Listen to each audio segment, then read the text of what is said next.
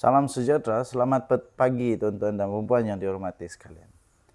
Siapakah Tan Sri Jutawan yang telah makan duit haram, rasuah, penyelewengan, sukuk lebuh raya di Lembah Kelang?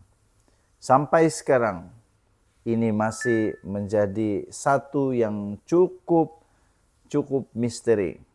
Ini pengumuman terbaru. Ini dapatan terbaru, ini adalah maklumat terbaru tentang jutawan tersebut. Tan Sri Jutawan tersebut. Okey, tapi sebelum itu tuan-tuan dan puan-puan yang dihormati sekalian, saya ingin perkenalkan satu produk transfer factor daripada For Life Research Malaysia Sdn Bhd.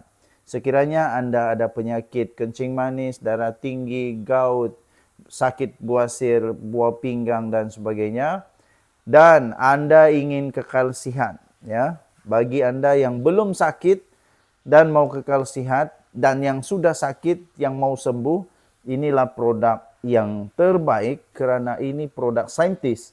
Saya ingin jelaskan, ini produk saintis.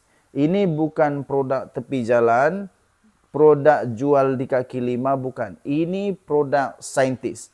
Bagi anda yang sungguh-sungguh serius sahaja untuk mau sembuh, anda boleh hubungi saya di nombor yang tertera di atas ini.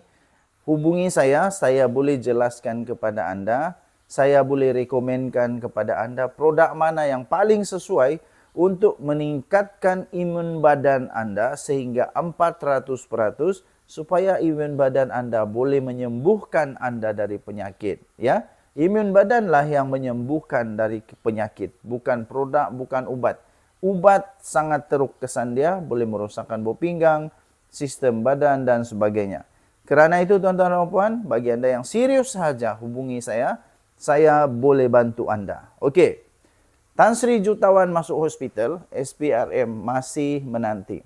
Suruhanjaya Pencegahan Rasuah Malaysia masih belum merakam keterangan individu yang bergelar Tan Sri berhubung penyelewengan dana sukuk sebuah lebuh raya di Lembah Kelang.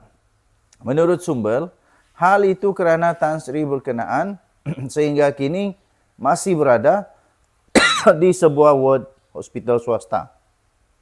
SPRM sebelum ini berkata SPRM belum merakam keterangan Tan Sri itu. Berkemungkinan proses itu akan dilakukan dalam masa terdekat, kata Azam Bakir. Terdahulu, Harian Metro melaporkan SPRM sudah pun menyita aset dan harta bernilai 143 juta milik individu bergelar Tan Sri. Selamat pagi tuan-tuan dan puan yang dihormati sekalian. Bolehkah Mahathir tiba-tiba jadi presiden PAS? Ini soalan memang cepu mas. Tapi saya mau tanya tuan-tuan dan puan. Kalau tiba-tiba Datuk Sri, Tan Sri, Tun Sri, apa ni? Tiba-tiba Tun Mahathir, tiba-tiba Tun Mahathir jadi presiden PAS, agak-agak anda boleh terimakah kalau Mahathir jadi presiden PAS? Ini memang gegaran seluruh Malaysia ni kalau betul. Bagi saya, ini satu sejarah. Lebih besar sejarah ini daripada tumbangnya kota Babylon. Kalau tiba-tiba Mahathir jadi presiden PAS. Okey, sebelum kita bincang itu, saya ingin kongsikan satu produk nama dia Transfer Factor daripada For Life Research Malaysia Sdn Bhd. Sekiranya anda ada masalah penyakit kencing manis, darah tinggi, kolesterol, gout, kanser, sakit buah pinggang, selalu bersihkan darah, selalu lemah-lemah badan, tiada tenaga batin, susah untuk dapat anak, ada buasir, apa sajalah penyakit anda. Pendek kata kesimpulannya ialah semua penyakit menjadi penyakit kerana imun badan kita yang lemah. Transfer Factor Advance atau Transfer Factor daripada For Life Research Malaysia Sdn Bhd ini boleh meningkatkan imun badan kita sehingga 400% kekuatan tubuh badan, imun badan kita untuk melawan penyakit. Apabila imun badan kita kuat, kita mampu untuk lebih sihat secara optimum dan melawan penyakit. Okey, bagi anda yang memerlukan ini sahaja ya, Bagi Anda yang sangat serius saja, boleh WhatsApp saya, hubungi saya di nomor yang tertera di sini. Anda boleh terus dapatkan ini. Saya akan layan Anda dan saya akan rekomendasikan Anda produk yang terbaik untuk masalah kesehatan Anda. Okey, kita teruskan. Baik, secara realistik dan praktikal, Tun Dr. Mahathir Mohamad tidak boleh menjadi Presiden PAS. Berikut sebab-sebab secara jelas dan terperinci. Nombor 1, of course, sebab Mahathir bukan ahli PAS. Sebab Mahathir bukan ahli PAS. Seseorang itu mestilah ahli yang PAS yang sah untuk jadi presiden dan telah aktif dalam parti dan melalui hierarki parti, contohnya EJK Pusat, Dewan Ulama, Pemuda dan lain-lain. Mahathir pula bukan ahli PAS, malah beliau pernah menjadi musuh politik utama PAS sejak era tahun 1980-an, termasuk isu Mamali, Amanat Hadi dan krisis perundangan Islam. Kemudian nomor 2, falsafah politik Mahathir yang berbeza. PAS berteraskan politik Islam, manakala Mahathir mewakili nasionalisme Melayu sekular. Walaupun beliau menyokong isu-isu Melayu Islam secara politik. Mahathir pernah menghina pendekatan ulama PAS dan pernah menyindir hukum hudud PAS sebagai mainan politik. Nomor 3, hubungan sejarah yang tegang. Isu Amanat Hadi 1981 dan kes Mamali 1985 memperlihatkan konflik teologi dan politik antara Mahathir dan PAS yang tegang. Walaupun Mahathir menyokong kerjasama dengan PAS melalui GTA dan Perikatan Nasional, beliau bukan inside the PAS. Nomor 4, kepimpinan PAS bersistemkan ulama. Presiden PAS kebiasaannya berlatar belakangkan agama Islam yang kuat, lulusan daripada pondok, lulusan daripada Mesir, lulusan daripada Madinah dan sebagainya.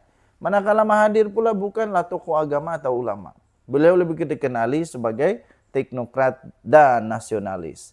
Satu-satunya kemungkinan kecil untuk Mahathir jadi presiden PAS ialah jika PAS ubah perlembagaan parti dan menerima Mahathir sebagai ahli luar biasa dan kemudian melantiknya secara langsung. Tetapi ini sangat mustahil.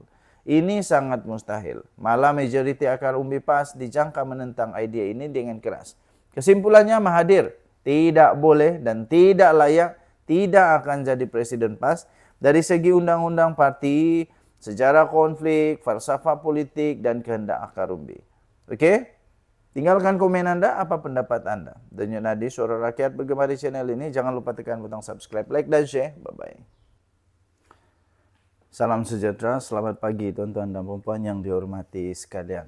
Ramai orang bertanya, siapakah pengganti Hadi Awang yang paling sesuai, yang terbaiklah untuk PAS dan Perikatan Nasional. Okey, saya ingin berikan beberapa analisis penting kepada tuan-tuan dan puan-puan siapa yang terbaik ya. Okey, nama yang terbaik, calon terkuat.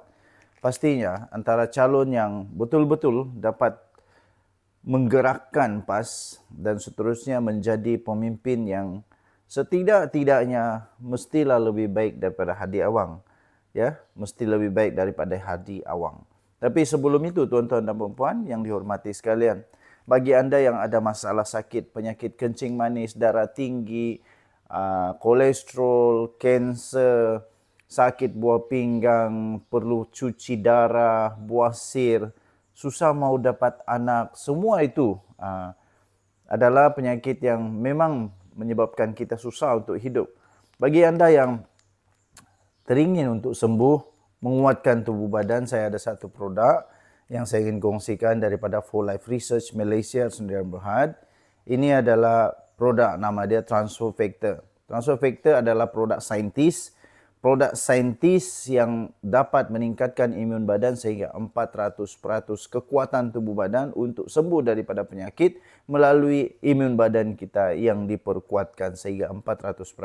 Imun badan yang kuatlah yang menyembuhkan kita, bukan ubat, bukan juga apa-apa produk, tapi imun badan yang menyembuhkan kita daripada penyakit. Bagi anda yang ada masalah penyakit 3 serangkai dan sebagainya, anda memerlukan imun badan yang sangat kuat. Salah satu produk dia inilah.